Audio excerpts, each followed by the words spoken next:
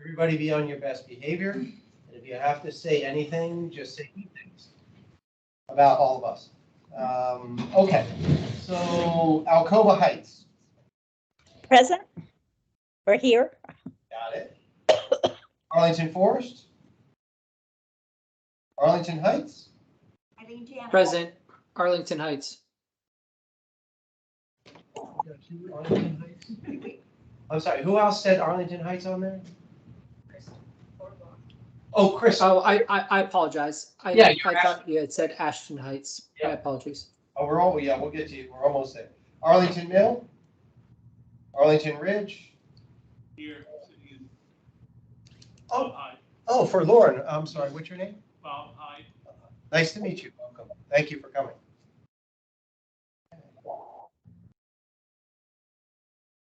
Arlington East Falls Church. I'm here. Awesome. Good evening, John. Arlingwood. Ashton Heights. Here. Chris is a new rep. If you all might remember Brent Burris, who I think.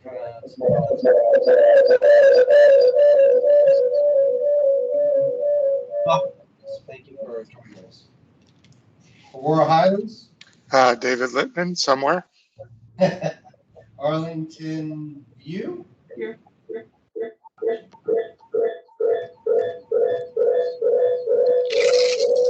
Yeah.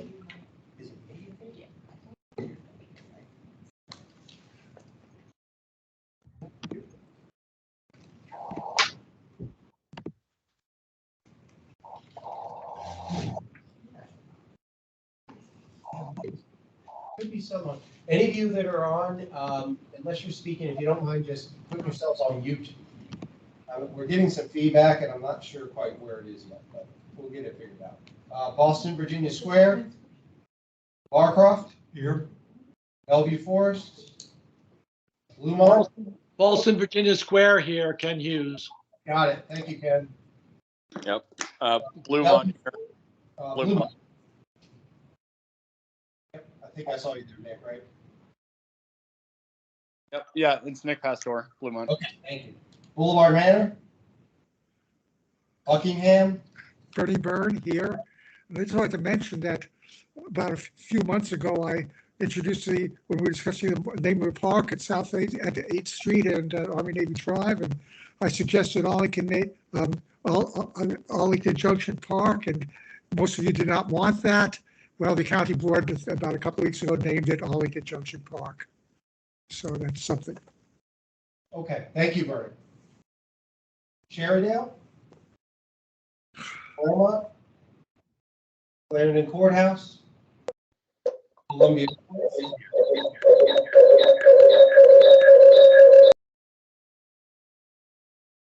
Columbia Heights. Here. Dominion Hills. Here. Donaldson Road. Douglas Park. Fairlington. Ed Hiltz, Fairlington. Thank you, Ed. Foxborough. In the house. Thank you. Glen Carlin. Kathy Reader here. Ryan Donlin here. Oh, excellent. Hi, Ryan. Green Valley. Highland Park, Overly Knolls. Cliff McCready here. Oh, hey, Cliff. Ivy Park. Thompson's was here. Leeway Overlay. Rob Swin is here. Long Branch Creek. Lion Park. Lion Village. Sorry, Chiller Tabitha Snook here here. for Lion Park. I'm sorry, who was there for Lion Park? Tabitha Ricketts. Oh, yep, gotcha. Thank you. Sorry about that. All right, Madison Manor. Maywood. Anthony Matterall here.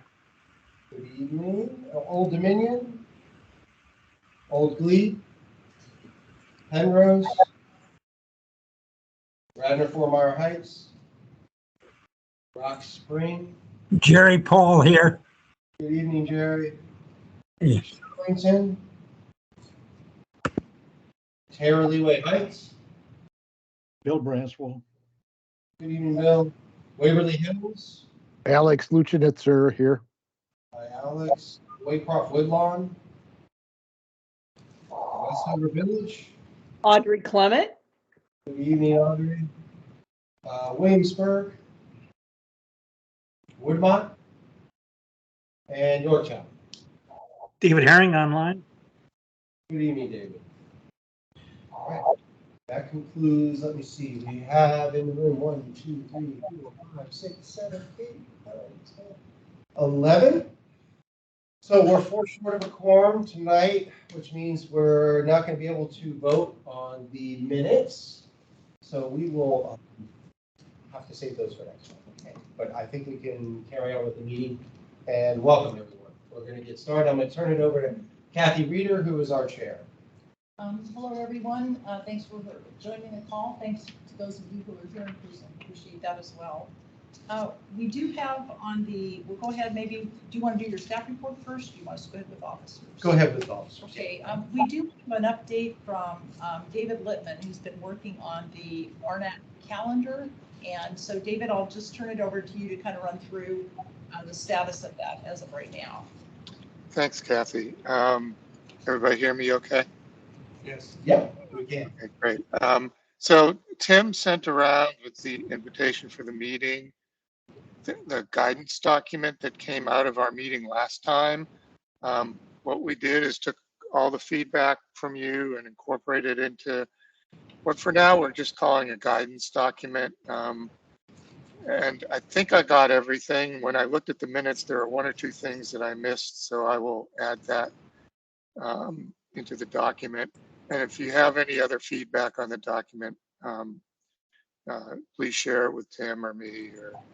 Or what we envision is that this document will be a dynamic, living thing. It serves as a guideline for the staff and for the ArNAC on how we want to conduct our business. And so we expect it to change as we get more experience with using the tools and data that we've set up. So, and I think we've chatted a little bit and are thinking about when to start following the calendar in there, and thought perhaps the beginning of the fiscal year, which would be July 1st, might be a good place to start. Gives Tim and his staff some time to start pulling all the data together and getting ready for that. But we may try things along the way as we'll see how things go. But we've got a pretty packed agenda for other framework items, so for the next few months anyways. So that was all I had. If there are any comments or Any questions from anybody? Did you all get the document that we sent out, and you'll have a chance to look through it and give feedback to David if you would like to do that? That would be great. And that's really all well, I'll mention briefly, we did have our first monthly meeting with Takis Karantonis, who is going to continue to be our liaison, which we're happy about. And last year we had quarterly updates with him. This year we're having monthly updates. So got that underway, and he's still very interested in what we're doing, very supportive of our efforts. So we'll keep you apprised of our conversations with him as well. Great. And I think, John, do you have anything you want to add? No. Okay. Then I think that's it for the officers report, Jim. Okay. So I think just one item from the staff side. We officially submitted our board report into our wonderful black hole system that we need to go through to get it through for the March board meeting. So our June funding round from last year and our December funding round, a total of 4 projects, are all going to go to the board in March. I believe it's around the middle of the month. It is on consent. So it goes on consent on the Saturday agenda. If it's pulled from consent, it would have to be heard as a regular agenda item at the recessed hearing.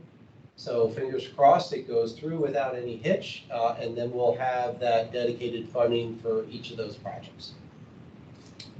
That is it from the staff side. Nothing more. Unless Naudi or Lauren, anything? Steve or Angela, anything on your end? Not from me. Okay. Nothing from me, Tim. Okay. Thanks. Thank you.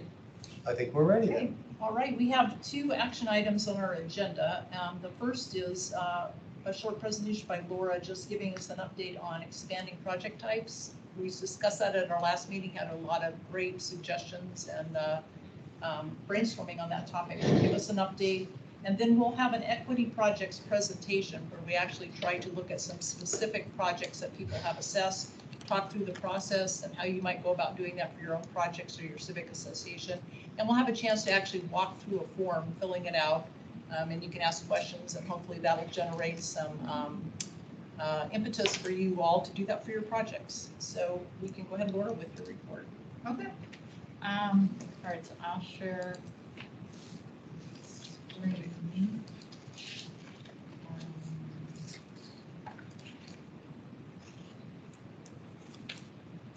Okay. All right, so I'll just get a little easier to talk about. And I can take my mask off too. So we talked with the executive committee and also had some internal staff conversations about how to get a little more sort of a robust response. So we really are interested in sort of a lot of idea generating. And Eileen, I wanted to sort of get back to one thing you had asked about when we had our last meeting, which had to do with whether or not by doing these other project types, whether that would reduce what we were able to do in terms of the traditional, the CIP funding and the sidewalk projects and all of that. And I just wanted to kind of say that we really view that as important, and the expanding the projects doesn't impact that at all. So all of that stays the same. It just means that we would have staff supporting you all in other types of things as well that would go along with it. So it isn't an either or, there's no competition between the different types. It's really just what can we do and what are some other areas that we can support you all. Because we really feel like there's a lot that we'd have to offer for the civic associations. So we had a great meeting with our communications team. Rachel Appiana, you all may remember her. She is the one who led us through the name change for the program, and that was last fall. So she is staying engaged with us through this whole implementation framework process. And we talked to her and her boss, Erica Moore, about what they might be able to help us with in terms of really getting people engaged in thinking about different project types and how we could do a little bit more effective outreach. And because they are so good at it, they've come up with a really good plan for us.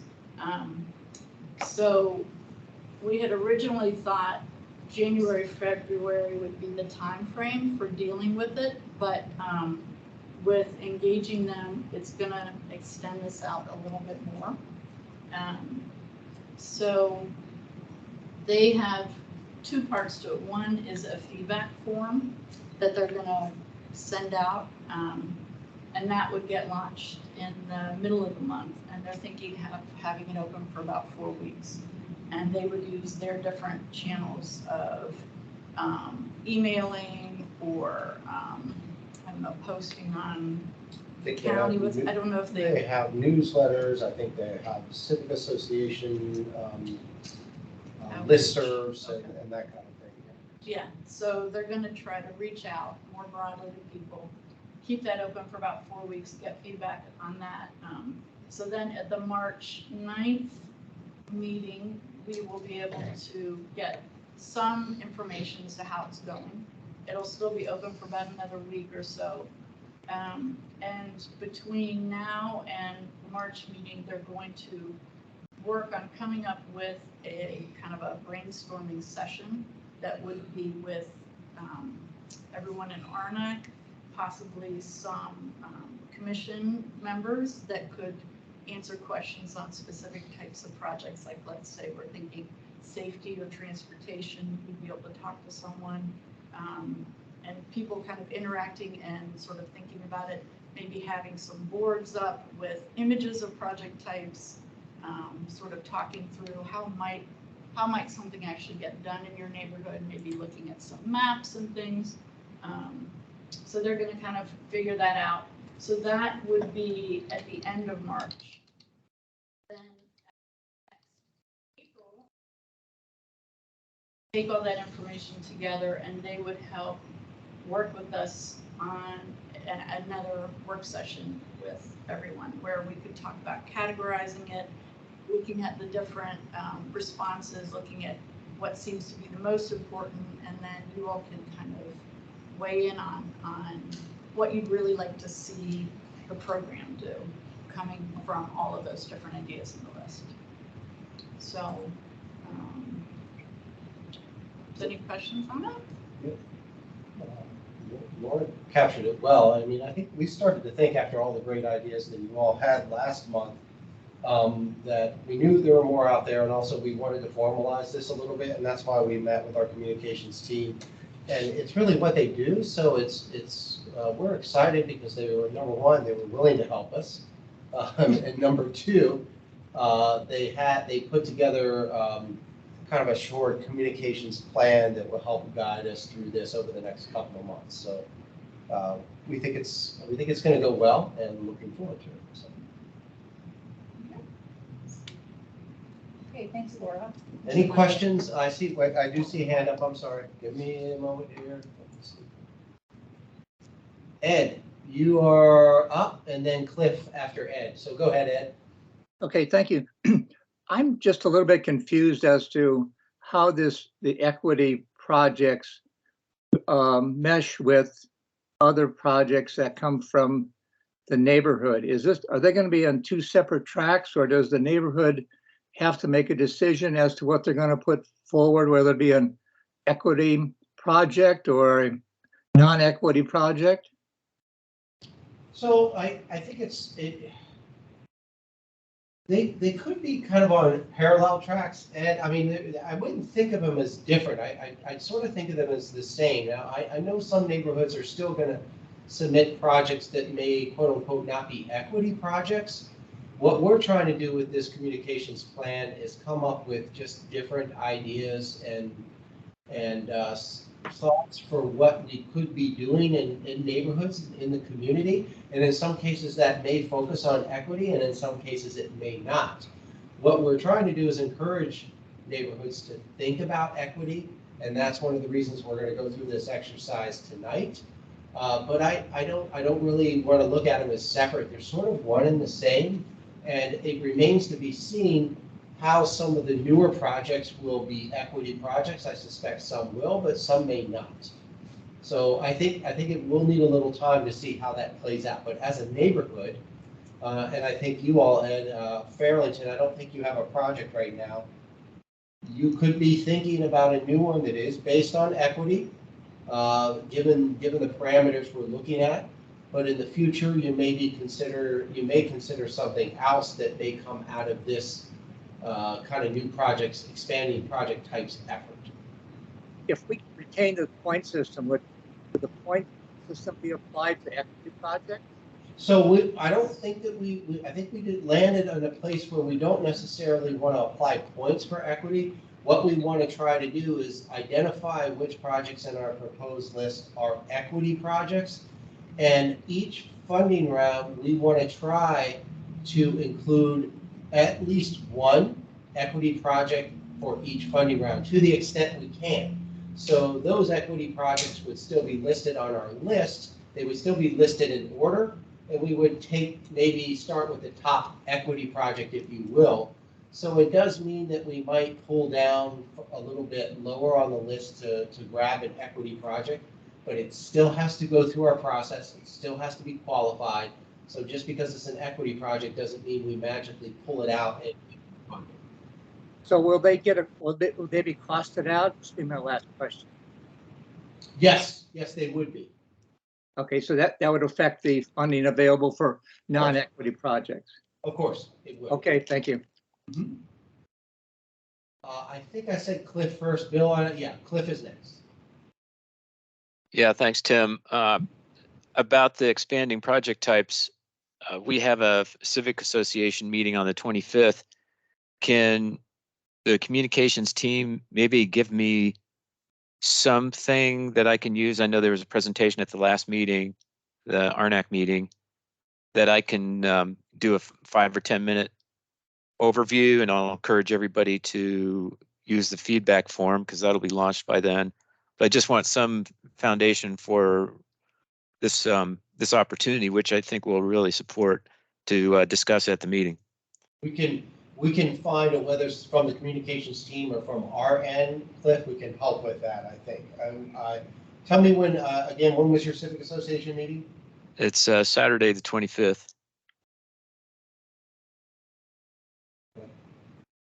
This month, right? Yeah, February. Okay. All right, we will get back to you on that. Appreciate it. Yep. Okay, Bill. Please.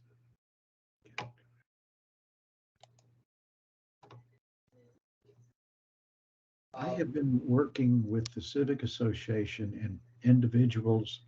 Bill, I'm sorry, do you mind either, can you turn off your microphone or just speak up a little bit? Oh, shoot.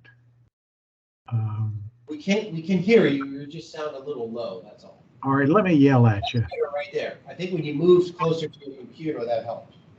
As I have introduced equity projects and some of the draft ideas, I've gotten some pushback by saying my rich and famous Terraleeway Heights, North Arlington,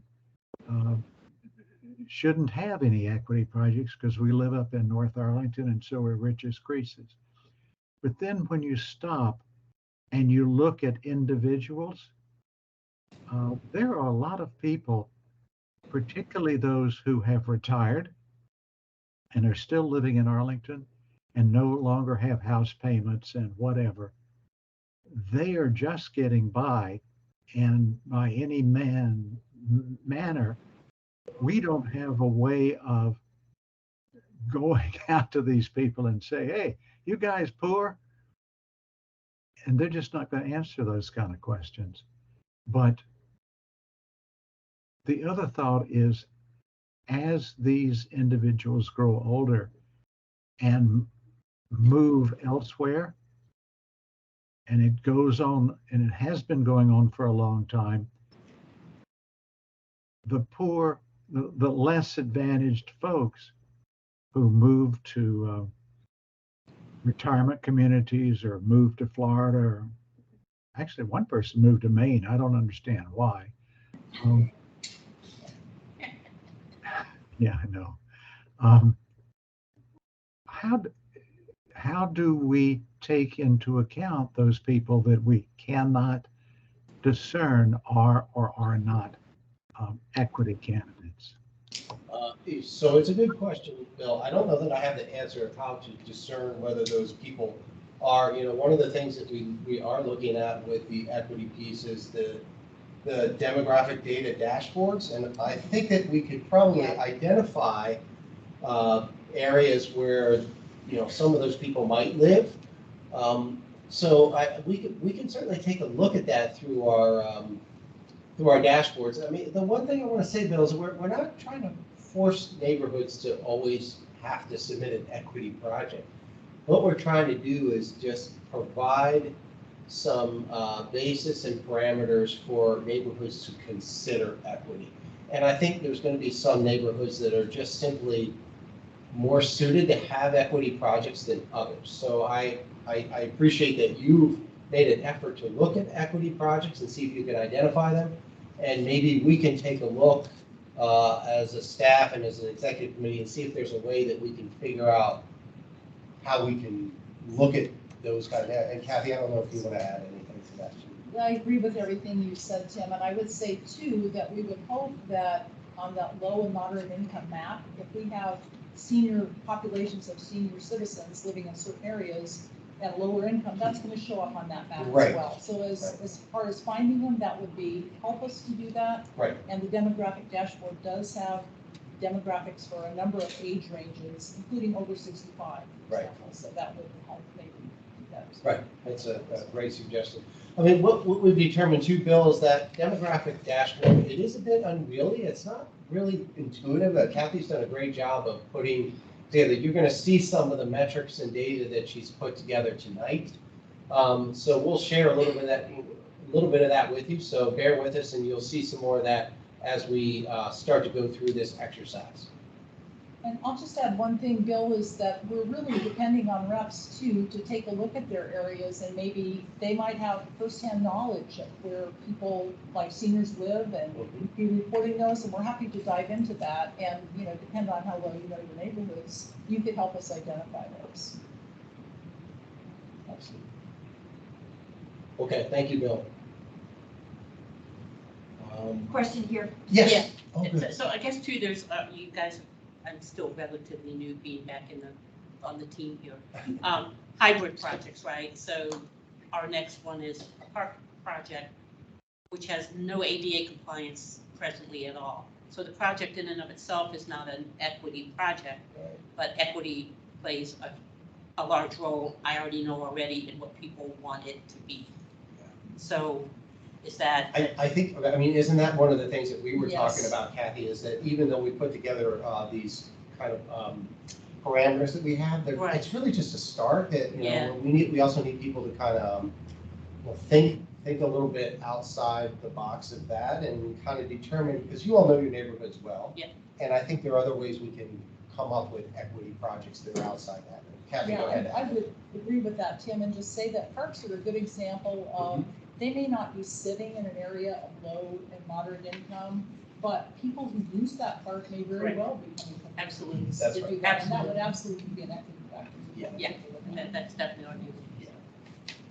Just because we have these specific items we're going to go through, those aren't the only ones that we want people to look at. So Thank that's a good question. Thank you.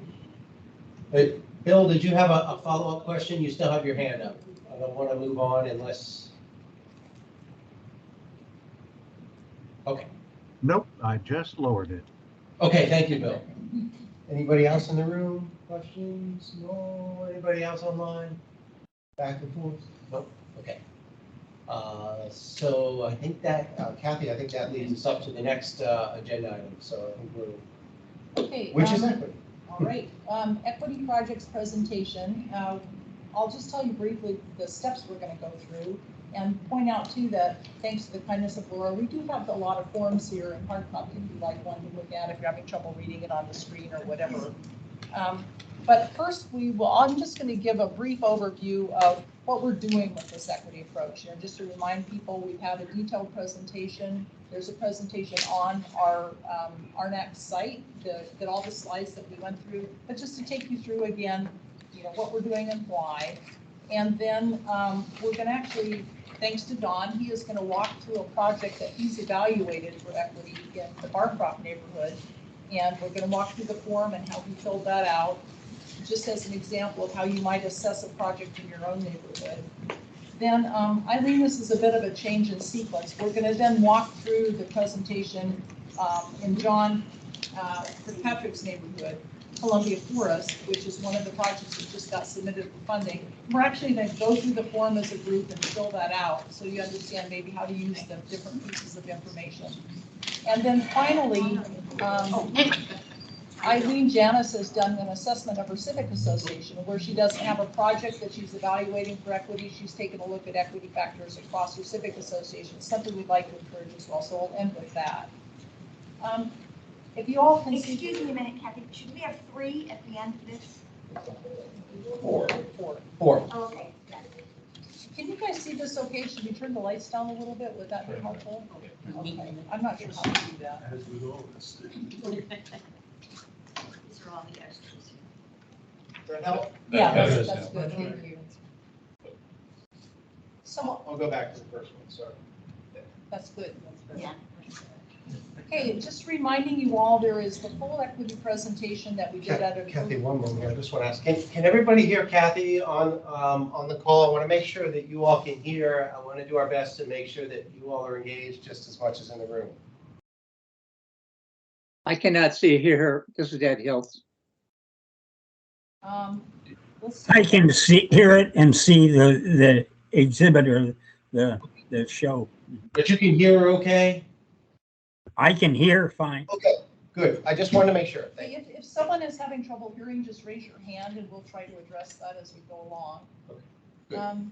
So equity considerations approach that we're using for ArNAC, and we talked about some of this already. Tim mentioned a few aspects of it in response to the questions, but I'll just go through the key points. We're actually using the HUD low and moderate income area map as a starting point, really to say, gee, do we see any indication of lower moderate income in our civic association? So it's just kind of a starting point to say that might be an area where we would have equity considerations, and we'll walk through how we do that. Then we looked at different demographic data, tied it to the neighborhood conservation program review that happened in 2021, and identified some parameters, some specific statistics that we'd like to take a look at. And these aligned with areas where we might not have been doing as equitable a job distributing our projects as we wanted to. So one is percent people of color, and that's part of the demographic dashboard that we'll look at. Another one is percent bachelor's degree. That's an indicator of areas where there might be more kind of social equity issues at play. Also the percent of homeowners and renters. Higher percentage of renters tends to be associated with a little bit lower socioeconomic situation, and also the degree of English proficiency. Where we've seen limited English proficiency, that can tie into other factors that we would want to consider for equity. So those 4 factors we're looking at across the board, and that's what the spreadsheet that we'll take a look at as well identifies. But as we said before, we want to consider other equity factors based on observation and knowledge of your own civic association. So for example, Bill's example was perfect. If you know that there's like a community of senior citizens and it's not necessarily showing up on the low moderate income map, it might be hard to pull that specifically out of the demographic data. We still would like to know about that and take a look at that. So again, the thing with parks, you may have a park in a location that is not in and of itself in an equity area, but you know for a fact that people from other neighborhoods who might have equity factors are using that park. Those are the kinds of things will depend upon you to call out. So other factors are absolutely on the table for consideration. Okay. Yeah. This might be kind of hard to read. This is just really a reminder. This was in our presentation. We briefed the county board on this. We briefed TACUS on this. We have some actions specifically for you guys related to this equity consideration. And the first is to work with your civic associations to identify new Arlington neighborhood program needs for equity consideration. We're hoping that the additional funding we got, the additional $1 million, will help spur new projects that are equity projects for consideration. But and you can use again the LMI area map and other areas of your civic association that I mentioned previously. But also we want you to take a look at the projects in the queue for potential equity consideration. At the time they got in the queue, we weren't looking at equity factors, but we are now, and we want to absolutely consider that for every project that's in the queue. And we'd like you to provide that to us. So that's what we're going to look at. Dawn's provided it, Eileen's provided some data, John, and encourage everybody with a project in the queue to really go through this process as well. So I do want to acknowledge here at the bottom, Dawn submitted an evaluation, Eileen did. We're going to walk through the one for John's area as well tonight. But I want to mention several of you have responded to the request, and you have legitimate reasons maybe for not having an assessment at this point. Carter, you mentioned that in Arlington View, you're working on an assessment, you're also working on a neighborhood plan, and there was a willingness maybe to do a presentation specifically on Arlington View in a subsequent meeting, but just not quite ready yet for that. John Wilson from Arlington East Falls Church sent a good, thoughtful email about, back to Bill's point, kind of a wealthier area of Arlington. Gee, do we really have equity factors? Is it fair to even give us any money for a project compared to an area like, say, maybe Arlington View? Those are all good things to consider. And he mentioned they don't really have a project in the queue other than one that he labeled an orphan project at Little Falls. And so that's one that maybe they just can't assess it because the project's not really moving ahead at this point. So you might be in situations like that as well. Ed Hills, we had a conversation about Fairlington, and really he raised some good questions about the census tract data relative to the boundaries of the Fairlington Civic Association. and we exchanged some information there. I don't know that I explained it very well, Ed, but that was a good question that you raised. And then Audrey Clement responded for Westover. They don't have a project in the queue right now. As a matter of fact, their civic association is really not meeting and really hasn't for a couple of years. So that would be very hard to do an assessment without a civic association underway. So thank you all who did respond and sort of let me know your situation. And we'll, when we get through the presentation tonight, hopefully we'll just be flooded with assessments from everywhere else. That would be the hope. Okay, so just the final thing is, this is what we're doing. We're developing an equity list from projects already in the queue and also from newly identified projects, as Tim talked a little bit earlier. We'll try to select at least one qualified equity list project for each funding round. So we may or may not have a qualified equity project, but if we do, that'll get a little bit of a bump in terms of priority, but it doesn't mean that it will, the projects in the queue accumulating points in the normal fashion. If they don't have an equity factor, they'll still continue to accumulate points. And then this is really important. We'll refine this approach. Equity is going to be subjective to a large degree. We can look at these numbers. We can make assessments with imperfect data, and we'll just have to figure out our approach as we go along. But we have to get started. We committed to do this as part of the program review, to take a hard look at racial and social equity, and we really need to move ahead with this. So that's why we're emphasizing this and hoping we'll get some further input from you guys.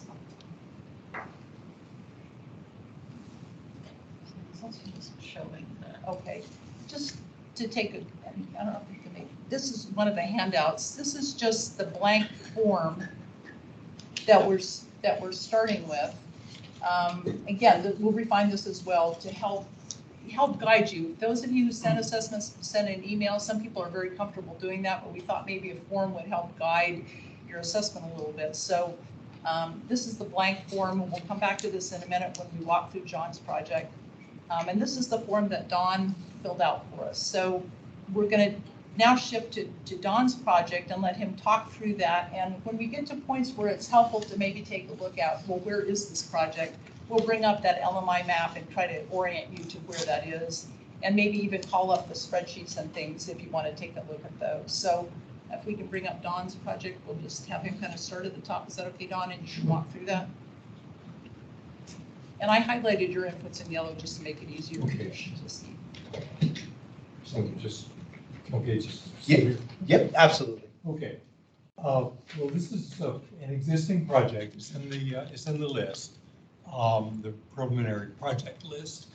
And when I first learned or heard about equity projects, it didn't occur to me that Barcroft might have a relevant project. But then I looked at the map, and the map told me we at least ought to talk about it, think about it, because it seems to me it's pretty relevant. Let's see, where the project is located. Maybe this is the time to show that map. While Laura's bringing it up, I'll tell you, I tried to draw like a board, or using the tool today, something around the project area, but was unsuccessful. So yeah, well, I can certainly get up to the board, but it won't help the people at home. We can maybe do it with a mouse here too as well. I can help. You can maximize it up there, Laura, and we'll move it. And we could maybe, John, maybe you can show up. Yeah. We need to just make that big.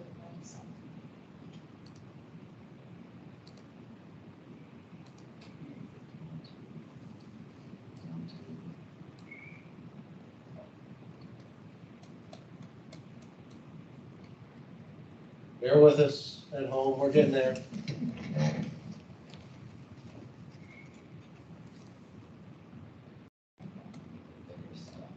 There you go. Yeah.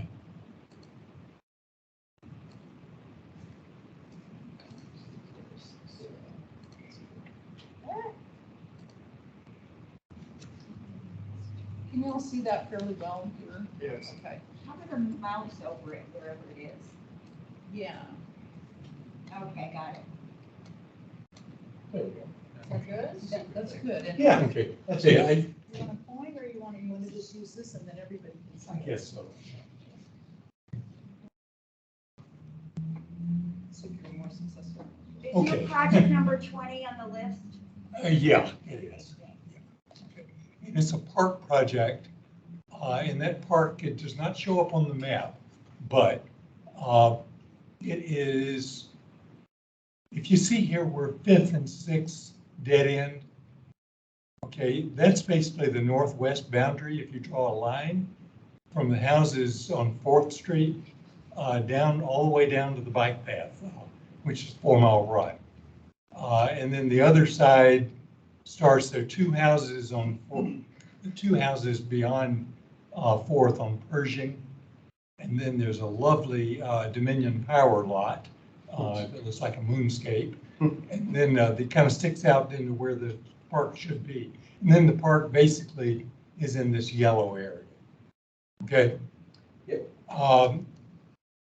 So looking at the map, you know, I didn't know there would be blue in Barcroft, but there is. And this blue here, it's South Buchanan between 6th and 7th. The park basically comes up to about here, kind of just south of 6th Street. Okay, the houses kind of on 7th and a little north of 7th. So to me, the blue impacts the park, or is impacted by the park. And certainly the yellow here, these houses along 5th and 6th, as well as along Buchanan on the west side of Buchanan. So that's the reason I submitted it, just for consideration. I don't want to get an equity project if it, you know, if it shouldn't be, but it seemed to be that there was at least an argument for it. The project, as I said, is a parks project. The way we've defined it here, it is primarily, there's severe erosion really on both sides. There's a creek down at the bottom of this. It's a steep hill, and there's erosion both off of 5th and 6th, as well as off of Buchanan and Pershing. So they want to help us with the erosion, and we've got some lovely stands of bamboo that keep coming back, and so removing some of the invasives is also part of the park project. Then you mentioned maybe some amenities as well that you could. Yeah, that's right, and the possibility of park type amenities, benches, you know, trash bins, something like that. It's not a park that's going to be very conducive to lots of people going down and playing around. It's very steep, it's very rugged. No one in the neighborhood wants it to be a playground down at the creek. What we're looking for is tree canopy. And the creek right now is destroying the tree canopy because of the erosion in the creek. But this project is not going to help with that. Okay, anything else on this? Do you want to talk about, you've already, I think, explained number 4, where the yellow and blue portions are. Yeah. So the question asked, are there other considerations? And one would be where we're sitting here, Arlington Mill. Arlington Mill is directly across 4 Mile Run. This border here, this street, 4 Mile, Arlington Mill Drive, I guess is one apartment complex after another, basically. And so to me, and these people obviously have access to Glen Carlin Park, which is, we only have a finger of Glen Carlin Park. The rest of it is back up this way along 4 Mile Run. Okay. And there's one other consideration, I could have put that here, and that is this area here between 6th and 8th off of Wakefield. If you look just east of Wakefield, that's the Barcroft School. It's a grade school, a county grade school, and I think the statistics didn't get into. Actually, I did put them there on the second page. Okay, there it is. But it's a very diverse school. We have statistics here that basically verify the diversity. It doesn't directly abut the park, but it is very close, and certainly the kids walking to and from the school have access to that park. So to me, that again is an equity consideration. Now, as far as the census tracts data,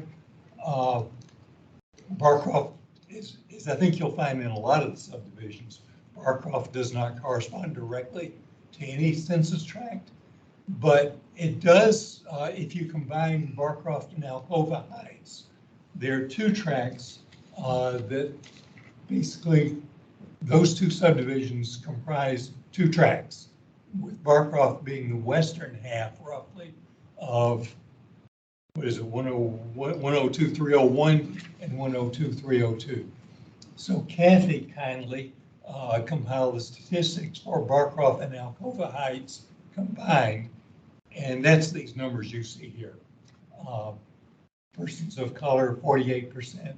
I think the Arlington average is about 32%. 39. 39%. Okay, so it's a little above the average. Limited English proficiency, I'm surprised at that number, but anyway, that's what the numbers are. So. And that's pretty consistent with Arlington as a whole. Yeah. And then the bachelor's degree, that's 67. It's a little short. A little short at 76% countywide. So these aren't dramatic numbers, but there are differences. Excuse me, for those of us at home, could you put Don's form back up on the screen? Sure. Yeah, we'll do it. Yeah. Give us 1 second, David. We can do that. As soon as Don gets a little incompetent here. Okay, can you all see that? This part, or you want what? Let's go back to that. Yeah. Okay.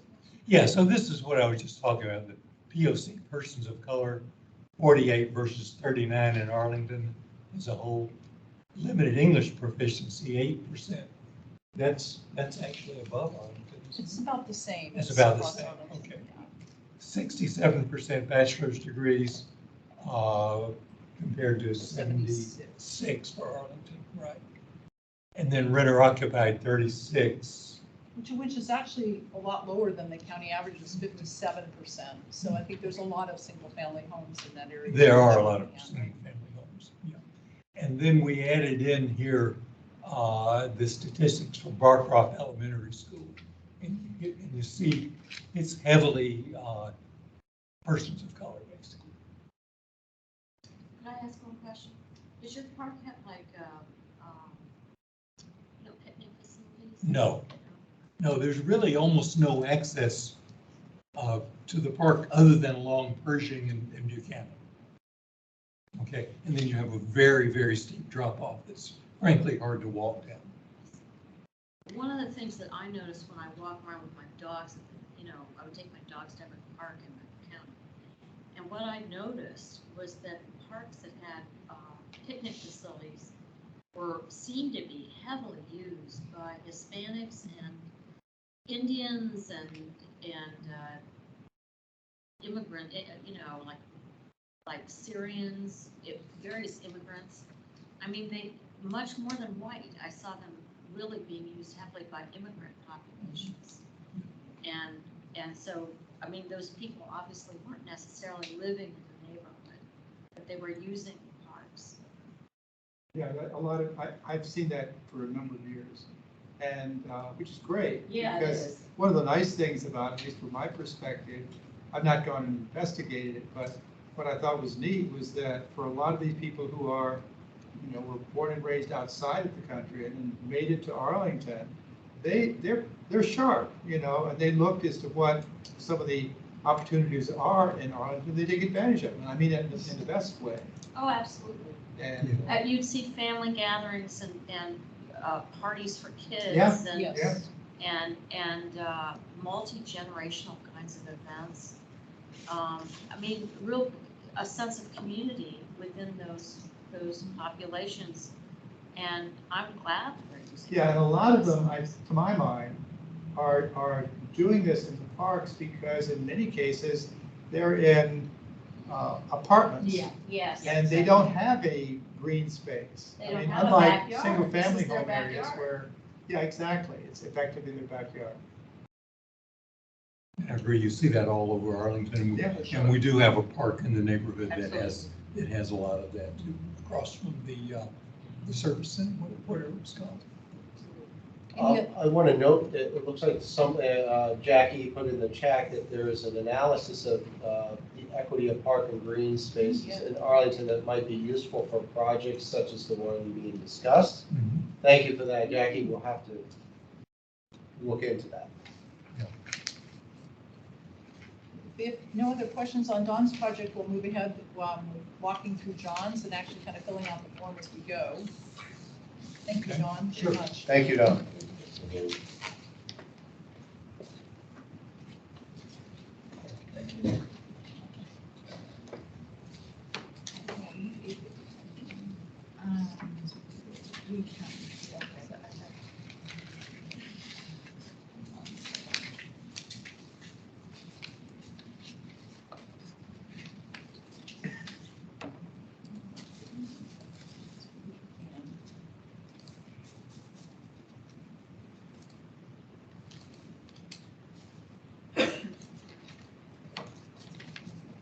So this is the same form that Dawn started with, and I'll just make one comment here that items 1C, where it talks about a civic association, we really need a separate form for that we included, and that's a TBD. So this form right now is really directed more toward projects.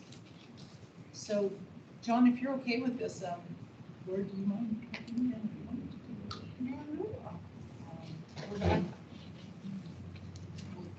Yeah, if you don't mind.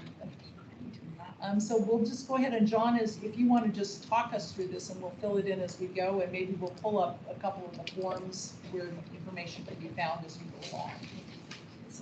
It's Columbia Forest, right? Right. Oh. You want me to go ahead, Kathy? Yeah, go ahead. Okay. Hi, I'm John Kirkpatrick. I'm over here for those of you on the remoting in. So we have one park in our neighborhood, and that's Bailey's Branch Park. When Kathy brings up the map, you'll be able to get a good idea of where it is and why it would make a good equity project. The park currently has, it's used as a playground. It's used for people to walk their dogs. It's kick soccer ball. It's not a huge park, but it is the one park we have. And what is nice about it is it, for equity purposes especially, its location is very close to where there's more density in our neighborhood. There's private apartments, the Infinity Apartments. There is garden condos, Frederick Court, and not far away is dedicated low to moderate income housing that's run by Apple, which is a fairly large complex. And it's only about a long block off of Columbia Pike. So for that reason, its location is very good. Now, what makes it a project that's we want to pursue is the playground equipment really needs to be replaced. We have a lot of invasive because there's a large wooded area back there. The wooded area is not incredibly accessible, but there's a lot of invasive that would be nice to take care of. There's a lot of trash that's back there. And there's drainage issues too. So stormwater management is a big part of the project because the park itself literally is over Bailey's Branch. They put Bailey's Branch in a pipe under the park. So there's a lot of stormwater work that can be done there. There's also a nice stand of trees that runs along one side of the park, which needs to be protected because it's on a bank. So this, we've already, of course, we voted on this project, and it's going to be going up to the county board for approval. So this is just really an example. It's not that when we voted on this project that we really examined all these factors, but I think you'll see it hopefully fits in pretty well. So let's see, I'll wait for, can we pull up the income map? Yeah, the LMI map. Yeah. Would you want the project number first? Yeah, it's actually Z322. So everyone knows where you can get your project numbers off of this form, which is the project association. So this is number 9. Yeah, That's right. yeah. So once a project is added to the list as a first priority, staff gets a number assigned to it, and we always put that number here. Correct. And Eileen, it was number 9. It's actually not on our list anymore because you all have actually recommended it for funding. We have it on here just to use as an example, but this. Oh, right, it went through the funding round. Got it. Correct. So it Yeah, actually thank you. shouldn't be on the list. I think we're. Next time it won't be there. Correct. Move to a better list. Exactly. Move to the money list. It moved to the money list. That's good. Okay, we're getting the map up, so thanks for your patience, everybody online. And Ed, I see you have a question. I'll get you in just one moment. Let's get the map up. And actually, while they're doing that, Ed, why don't you go ahead and ask your question? I have 2 questions. One, can this form be filled out electronically, or it has to be done by hand? We can work on an electronic form. Right now, it's just a Word document, but I don't think it would be very hard to develop that as an electronic form. Yeah. It's a Word document. It's a Word If you document, fill you it can in, just. It's a Word document, so you save can. it, save it, and create your own copy. Yeah, you fill out the information in the Word document, Ed, and you can save it just on your computer as you normally would any other document. And then when we get really a smooth process going, then we'll do an online form where you could just log in, fill it out, and submit it online. Yeah, I think that's where we would like to head at some point, absolutely.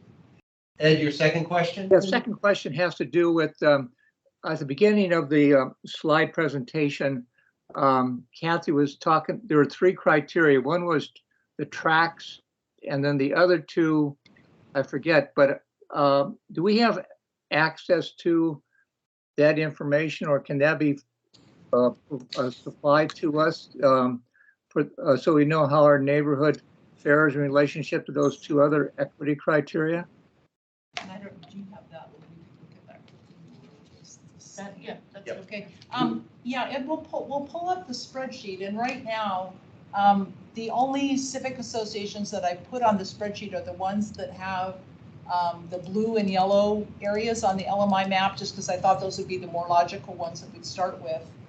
But I can do any civic association you'd like me to do, just let me know and I'll add it to the spreadsheet. It's honestly, I think, easier maybe for me to go in and do that for you at this point, just because I'm a lot more familiar now with the dashboard, and it's kind of, there's a learning curve, or there certainly was for me. So I'm happy to do it for your civic association and add it to this list. Just let me know. Thank you. So where do you want me to go next? You can go to the LMI map. Okay.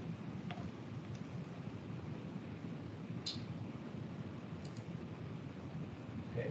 And so that's Columbia Forest there. And Laura, if you can move the cursor to Columbus Street and the 2 10th Streets. So that's right. Yeah. Yeah. That's right. Just wait till they settle down there a little bit. So you can see that the park is literally between the 2 10th Streets and the South Columbus Street. It's right in the blue area. There are apartments to the north and east. They're private apartments, but there's my sense of it is there's a good deal of immigrant and multi-ethnic population there, and kids. See a lot of kids. To the west, by Frederick Street, is the Columbia Grove, which is the APA-related housing. And again, a lot of kids, large multi-ethnic population there. So these are all people that can really benefit with the park.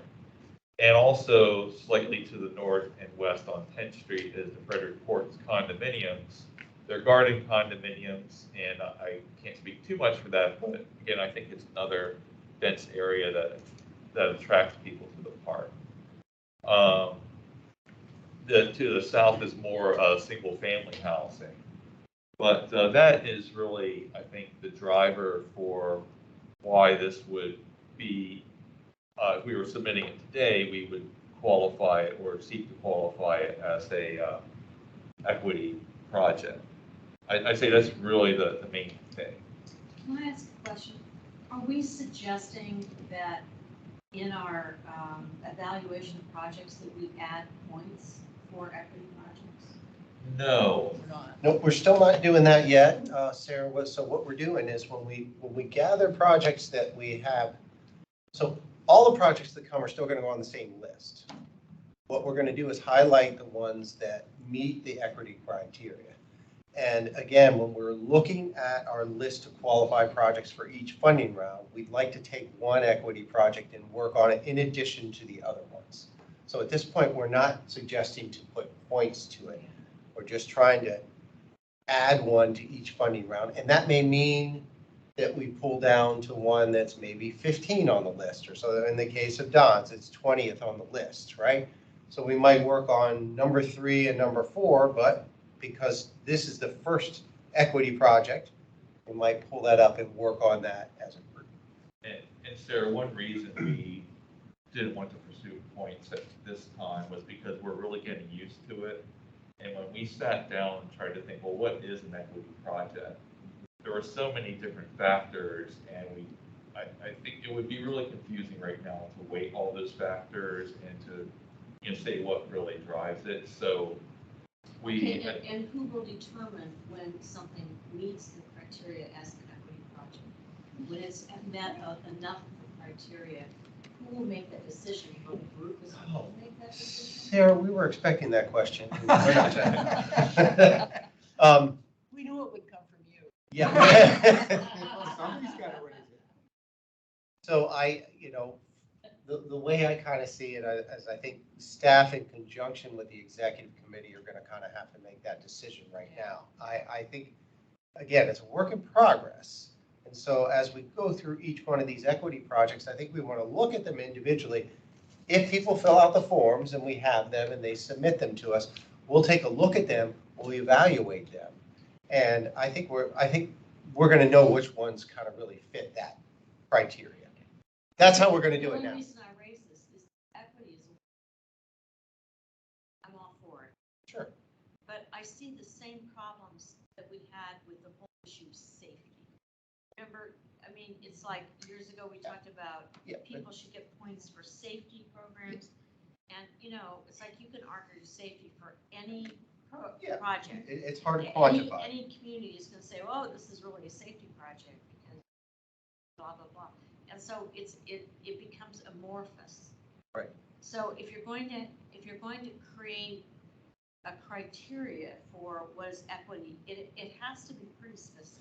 And I think that's why Kathy has kind of worked on creating this form, Sarah. I mean, this is going to help guide us. So instead, we're not just thinking, oh gosh, this seems like it fits. Well, it might have this, it might have that. When you have this and something is put down on paper as concrete, at least we can look at it and do a proper evaluation. So I think for now, this is what we have, but we're going to have to, as Kathy noted, we're going to have to refine this over time as we move through it. I'm not trying to be Debbie Downer. No. This is a very practical question. I think it's a reasonable point. Go ahead. If I could just add, I think what's going to happen is there either the executive committee and staff or another separate committee that looks at these and says, we recommend this is an equity project for these reasons. And then it's up to ArNAC as a whole to say, yeah, we agree with you, we should proceed. Because yes, it's hard to quantify it fairly. Yes, it is. You said at the beginning it was subjective. Right? It is subjective. It is. Yeah, sure. But you should have an established set of criteria that you want to come up with over time. Yep. You have a great starting point. Yeah. And you need to figure out over time what makes sense, what doesn't make sense. Correct. And here's one example. I'm looking at the one with the example over here. People of color is 48%, but English proficiency is 8%. So if your criteria is the English proficiency should be 10%, does it not qualify anymore? No. Yeah. Right? Yeah. So you have to work through all these little kinks and buts and the things about this and come up with a criteria that's flexible, That's yet right. workable. Yeah, good way to put it. This is a good point, and maybe we should, after all these forms are filled out, we can send them to you, and you can sift through them. No, well said and good point. Absolutely. On the other hand, it might be easier if, in fact, each funding round, you're only choosing one equity project. I'm assuming that you would have several that, Sure. and it would be up to the group to decide which one was best Well, of the lot. we could do it, I think that's kind of hard to do, and maybe this is where we maybe need to try to stay true to our points system and where they're ranked. So let's say we have 3 equity projects and they're 11, 14, and 17 on the list. I think we would want to look at the higher point total one first, Sarah, since that's the one that's been sitting in the queue the longest. Yeah. So that's what we would target. We know how this works. It still has to go through the regular process. If it's not ready or doesn't have the petitioning effort done, then we may skip down and look at the next one that's available. So we'll have to be flexible there, but I think we do want to target the highest point total one so we can at least maintain how we've kind of operated in the past. Somebody online said we public hearing. Oh, okay. Okay, sorry, Cliff, what Sarah was saying about the, when we go to choose an equity project, how do we determine which one we submit? And I was saying that if we have several, we would want to target the highest point total one first so that we could sort of stay true to our points list. So we have a couple other questions here. Do you want to get through this first and then answer questions, or should we take questions now? Some questions might get answered by going through. So hang tight, David and Bill. Let us get through this. Let John finish his going through his list, and then we'll get to questions after that. Okay. So we just did question number 4 on the list by looking at the LMI areas on the map. And now the question 5 is, if the project itself doesn't include LMI areas, will it benefit residents who live in other LMI areas? Well, I don't know in this case we need to answer that one because it does include LMI. It is an LMI area. Right. It is close enough to other LMI areas that it would benefit residents from Arlington Mill, for example, that are close by. So 6, census tract demographic data spreadsheet. What are the equity factors for the census tracts that include your project areas? Kathy, fortunately, pointed these out to me. 75% people of color in that census tract. 14%. John, why don't we pull the chart up and then? Oh, you can I'm sorry, actually- yes. You can Yep, actually sorry. show them on the charts. Yeah, we're going to pull the chart up here. And the top line is Arlington County as a whole, so it's pretty close to Columbia Forest. You'll see that too. I'm sorry, is this chart on the ArNAC site? It is not yet. Okay. So I've sent it out a couple of times, but it's been kind of evolving, so we'll get it posted soon. And where you're pulling these numbers are from again? They're from the census tract Oh, census demographic tract. data. Okay. Yeah. Right. So it's right up here. Columbia. So Columbia Forest is 3rd on the list underneath Arlington County for those of you at home. So you can see how the numbers stack up to the Arlington County totals, which is the green line up top. So you can compare for the percent. Yeah. POC, you've got 39% Arlington County total, and then Columbia Forest is 75%. Right, and then we look at English proficiency. It's 14%. So Kathy, am I understanding that is 14% limited Yes. English Correct. proficiency? Yes. Then bachelor degree is 55%. Correct, which And- is below the 76 average. Right.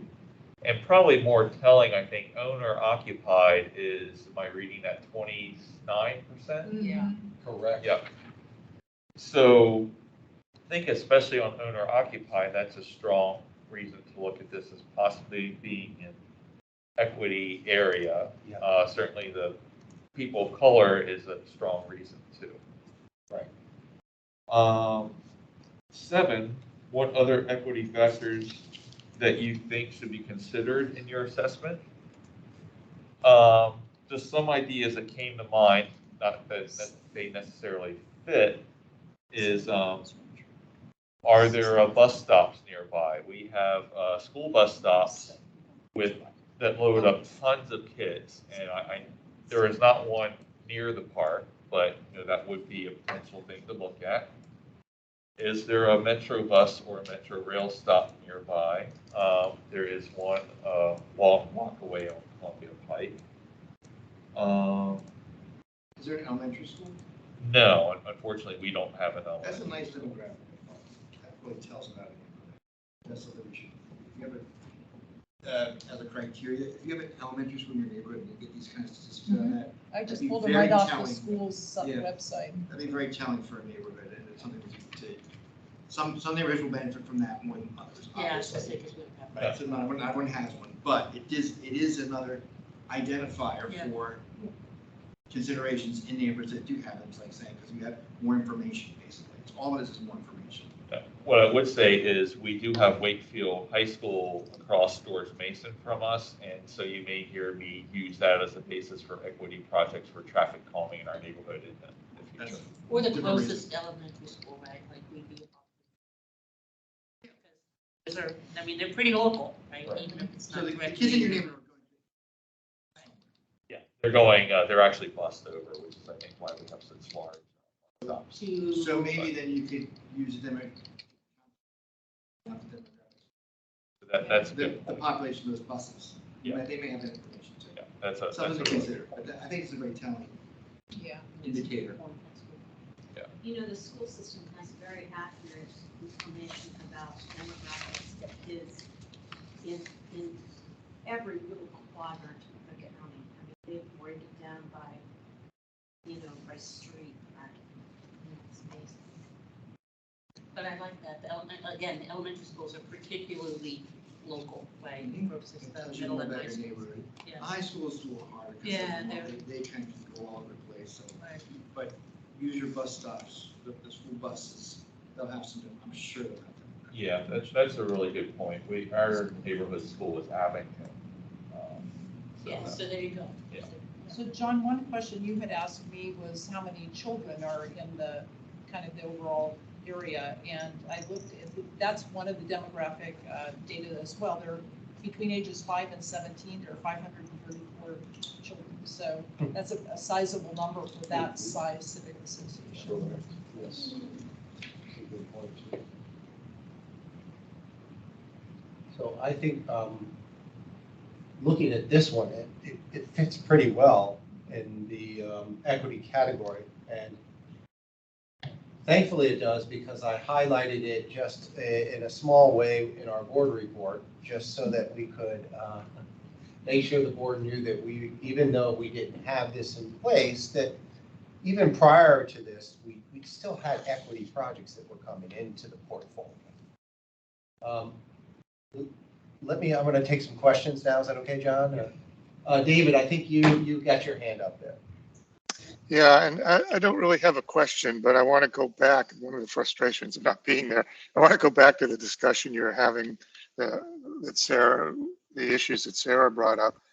I just want to remind folks that as we push forward on the implementation framework, our next subjects over the next 2 or 3 months are going to be, one of them is going to be the project selection process. And at that time, from March through May, we're going to talk about in our meetings, do we want to make revisions to the point system? How do we integrate the point system into these other selection factors such as equity? So all the questions that came up during that discussion, we need to wrestle with formally and come up with some guidelines. Tim tried to set out some, but we really need to have a full discussion of that and focus on that. So I would just tell people, probably starting next month, we're going to start having that discussion. So be thinking about those questions in terms of how are we going to select projects in this changed environment? And do we want to make changes to the point system? And how do we fold these other factors such as equity? And maybe there are other factors that we want to fold in as well. So just wanted to bring that up. Yeah, good point, David. Thank you. Okay, any other questions for those in the ether or in the room? Oh, yeah. I'd just like to make a comment if it's appropriate now about the form itself. Number 5, it doesn't need to be conditional. I think you can just say, will it benefit residents of other LMI areas? Okay. Yep. Noted.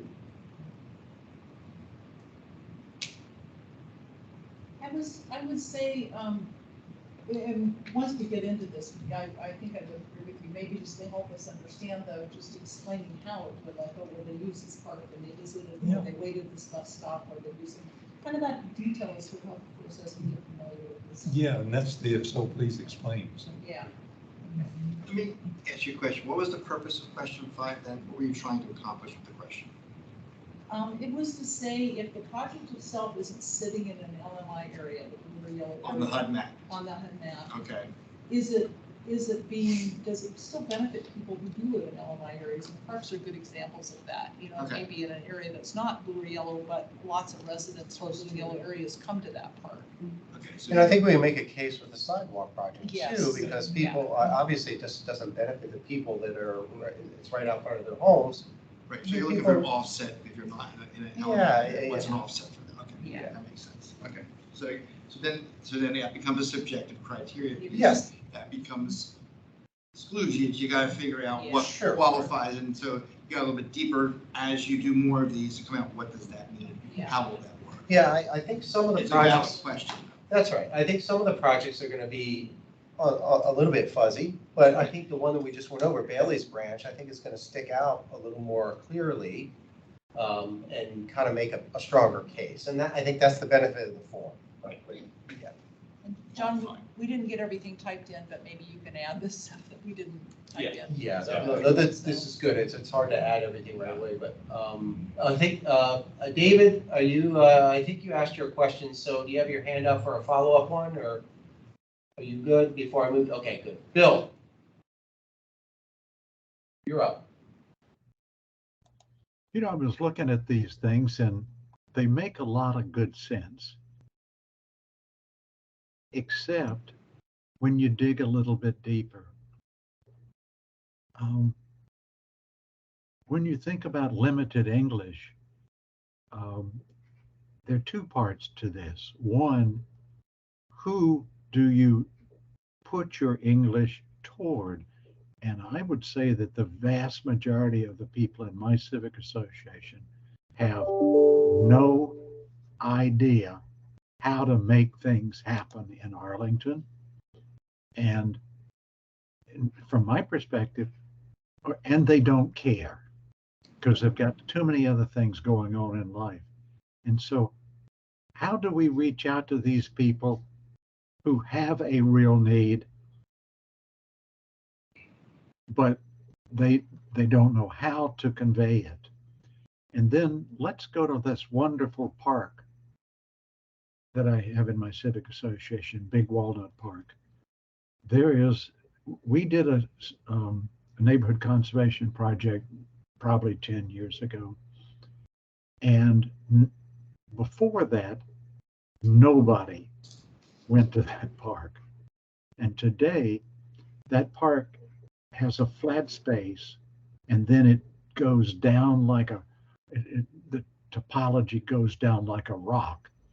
Up at that flat space up at top, there are a bunch of kids there on a good day, and when it's not raining or freezing cold like it's going to be soon here.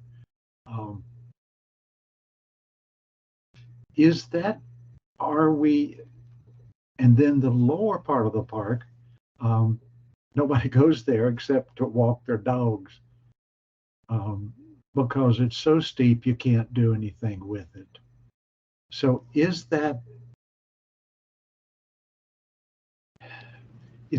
just by not having the proper topology, is that an equity issue? I mean, and I saw, and I want to repeat about limited English. It's not so much limited English as it is not having the time, the interest, or the ability to reach out and to convey to NC and Arlington as a whole what these folks really need. And how in the world are we going to figure out if these people have a bachelor's degree? And so I'm not trying to say this is the wrong thing to do. I'm just saying it's a lot more complicated than I think we are thinking about. And I don't disagree, Bill. I think you make some points, good points, but I think it goes back to what Kathy said earlier, and that is we have to start somewhere. And I think using this form, establishing this criteria is a way for us to get started. And then over time, we'll just have to refine. So I don't have all the answers to your questions, certainly. But what I do know is that I feel like we're headed in the right direction and we have to start somewhere. And I'll just make a brief comment that those factors, the limited English proficiency, education level, percent of rent owner, those were tied to the healthy living index, and they were key factors for areas that had the most disadvantage in terms of healthy living index. Right. So that's really why we settled on those. The healthy places, yeah, Yeah. exactly. Okay. We got 20 more minutes in here before everybody gets stuck in here and we have to have a slumber party, and you all at home get to chill out. So let's put this, if it's okay with you, I want to give Eileen a chance to do her final part, and we'll have to come back to this. One last thing, Jackie, on the forms, some of them may take a little bit more time to get up on a website because we want to make sure that we made changes and get it right before we just throw it up there. So. Yeah, it's the link to the map I'm looking for. The link to the map, okay. We can easily get that. I can get the map up, no problem. Thank you. Okay, so Eileen, I think we got your presentation that Laura's gonna bring up, and we're gonna give you the floor. Okay, Thank you. Next. So imagine you're driving on Route 50. Laura's going to drive her cursor along there. You're driving east on Arlington Boulevard. You go under the overpass at Glebe Road, and that's the start of Arlington Heights. Drive about a half mile. You're going to take a right just past the Etz Chaim congregation onto Fillmore Street. She's driving perfectly within the speed limit, so that's wonderful. You're going to pass the Arlington Career Center, the Montessori School of Arlington, the Columbia Pike branch of the Arlington Library, come to a screeching halt at Columbia Pike and wait for the interminable light. That's the boundary between Arlington Heights and Penrose is to our east. Take a right on Columbia Pike where we have a couple of blocks of commercial area. When you come to the light at Glebe Road where the old Westmont Shopping Center is now under construction as the Westmont Apartments and Retail, and turn right, turn north on there onto Glebe Road, and you're back to residential area. And finally, as you're starting to get up near Route 50 again, then you start to see a little bit more commercial stuff. So that's Arlington Heights. Go ahead one to the next one. And we have a lot of stuff in Arlington Heights. So we have lots of single family homes. We have townhouses and duplexes. We have condos and apartment buildings. Schools, do we have schools? We have the Thomas Jefferson Middle School, the Alice Westfleet Elementary School. Of course, we have the Thomas Jefferson Community Center On the Career Center campus, we have Arlington High School, we have the Montessori School of Arlington, we have whatever 25 million different programs there are at the Career Center. If you've been to the Arlington County Fair, you've been to the Arlington Heights neighborhood, because that's at the Thomas Jefferson Community Center. If you've been to the Cinema and Draft House, you've been to our neighborhood. If you've been to the Blues Festival, you've been to our neighborhood. So we've got lots of good stuff. We've got some good restaurants. And so those are a couple of the variety of businesses and facilities we've got. Go ahead, Laura. When we use the HUD map, we have no blue, we have no yellow. There's no portion of our association that is part of the low or moderate income in the HUD map. Go ahead. So we did look at the census tract demographic data.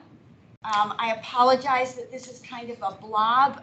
I use a Mac, and so it was in Keynote, and then I exported it to PowerPoint, and then Yeah, right.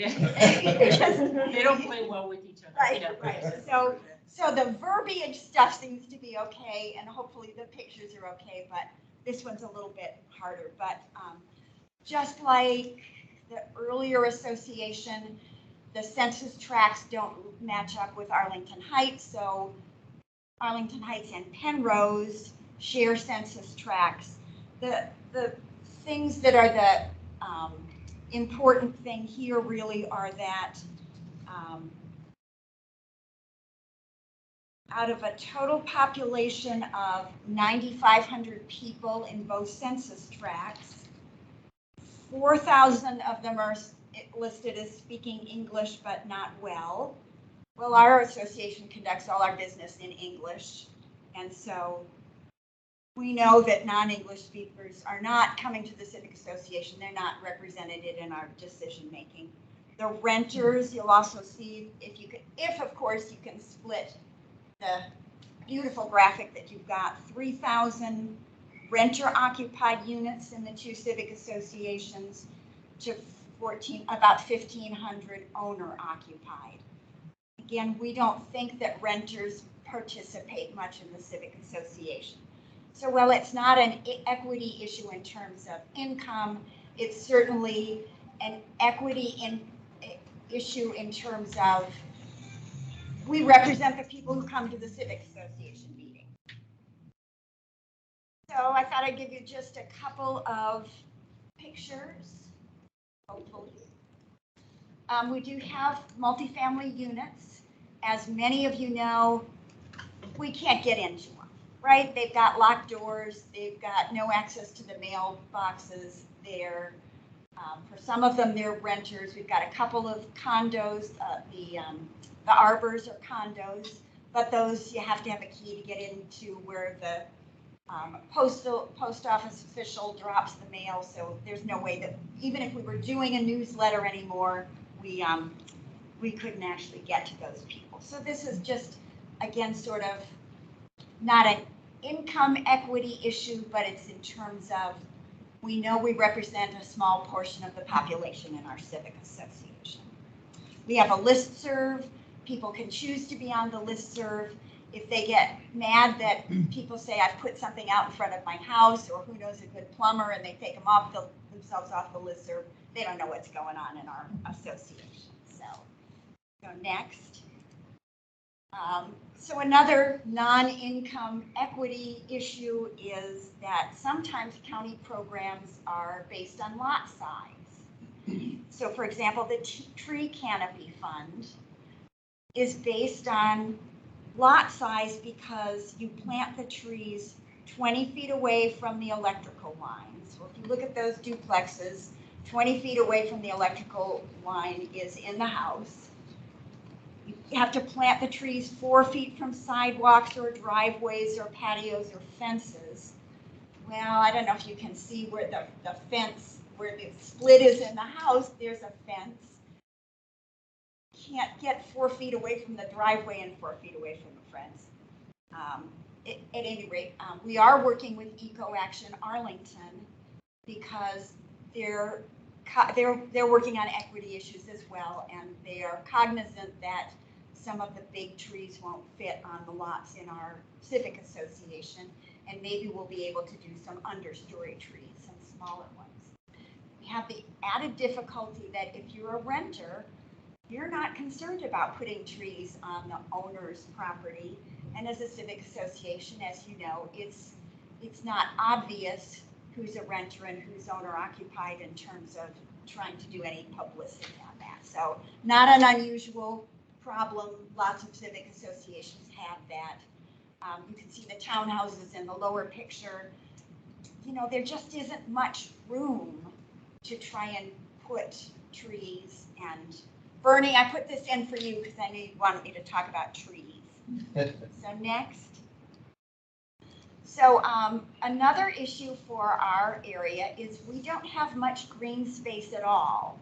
So I don't know if you can see very well in that tiny little map. There's a park called Arlington Heights Park that's a couple blocks from Glebe Road and a couple of blocks from Columbia Pike. And the thing with the orange squares is off the Arlington website, and it talks about this wonderful quarter-acre park with shade and trees and benches. Well, a quarter acre is 104 feet on each side. That is not a really big natural area. And basically, for some reason, when they built the houses go in a curve, and they left green space where the two perpendicular roads come. So it's nice for the people who live around that little street, but it's not great green space. The other thing you look at and say, well, you know, Arlington Heights, you've got Thomas Jefferson Park. Well, the soccer fields and the baseball fields are used all the time. It is a wonderful Arlington County resource. It is not a neighborhood park. And if you look at those little gray lines at the edges, you can actually walk around a path. There's one tree on your right and there's one tree on your left. But that's really not a great green area either. So for the amount of people that we have daily in our civic association, with all of the county facilities, with all of the schools, we don't have much green space. So I don't know what that is in terms of equities. It just, here was an opportunity to complain, and so I decided. So one more. So we have our projects, and I just threw this on here just to say we have projects in the queue, and we have projects that we know about, and none of them will ever get an equity boost. They're sort of this kind of traditional ones in terms of we've got places still left without sidewalks on either side of the street. And I'm so happy that TACUS is supporting us. I'm so happy that there's more money. My life expectancy is not long enough to see the completion of all of these projects at 10 years per project. So it's on the website so that grandchildren maybe will be able to see a sidewalk on the side of some of these streets. But this is here just sort of as that lead into what we're going to do over the next couple of months. We really want to be able to say of a civic association, we need sidewalks on one or the other side of the street, regardless of the stubborn homeowners who don't think they want them. Yeah. If we have to give them a snow blower because they don't want to shovel, if that's what it, well, at least climate change means they don't have to shovel very much. But we really want to see some changes in those programs so that we can say the civic association wants to be able to walk down a sidewalk on this street, and it's nice if the homeowners agree, but so clearly I'm looking for a bigger stick or something like that. So. And we've got, what, about 5 minutes left, Tim, before we... Whoops. Okay. That's okay. All right. So let me add one point to what you are saying. So here's a association portion of Arlington County that is a candidate that doesn't have any of the criteria that you have for what you're defining as equitable right now. But there's other offsetting information about this civic association as part of life that we should consider at some point to say, what are offsets for, I have 3% of people of color, but yet I have all these other offsetting factors, a huge number of renters, schools or whatever. So use this would be a prime example to say, what other factors could we consider to offset? So maybe we use other things to consider for equity. That's what I was saying. Yeah, I think that's one of the main something. reasons why I wanted Eileen to do it, because she took the time and you did. Exactly. Thank you, Eileen. Yeah, This is fantastic. fantastic. Oh, yeah. To kind of go do an overview of the neighborhood, and it Use a states guide- exactly. Use a what guide you're- for the ones that don't have Yeah. the online. So what we've done here tonight is try to highlight one that really is squarely within that equity, based on the form we have. One that's kind of, it's kind of in, out, and then another neighborhood that, It really isn't. There really isn't. Well, I you do have have the criteria, but Yeah. those are ways One you other can thing, get I funding need for 10 more projects. seconds. Yeah, Do you want to go say ahead. next one? go ahead. Okay, so a whole lot of houses in our area were built during redlining. And we have really objectionable language in the covenants that come with the deed. And so this is just sort of a placeholder that it's not a neighborhood project, but if somebody in the county would say, we want to get this out, we don't want to sell our houses with the same junky stuff in it, and so it's a miscellaneous page. That's a great. Good miscellaneous page, though. So, but it sort of fits into the thing we were doing last time about what are the other needs that we have, that we need some expertise from the county, and I don't know where to go with this. That's a perfect example. So that's something that should get captured and put on our list to talk about. Yeah. Thank you for your kind attention. Thank you. Thank you, I think that was very I helpful. think I Thank went you. over my 5 minutes. No, you did. Thank you, Don, and thank you, John, and all three of you for your willingness to share this. If you have any final words, we do have 4 minutes, so any final last words you want to mention? I just want to thank everybody for your attention and focus on this. We'll get those forms out on the website so you can get started. Please contact any of the executive committee with questions. We'll be happy to help you with any of this as well. So, Well, thank you. You've obviously put Kathy a lot into that. So She definitely Thank has. you. Kudos to Kathy and all the executive committee, John and David. Everybody's been working really hard with us, and we just appreciate the partnership. So, okay, thank you everyone for joining us tonight. We are going to make every effort to get out of this building so that we can get back to our comfortable confines as well. Have a good rest of your evening, and we'll talk to all of you soon. Thank you for joining us. Thank you. All right. Thank you. Thank you. Can I have your phone number? Thank you.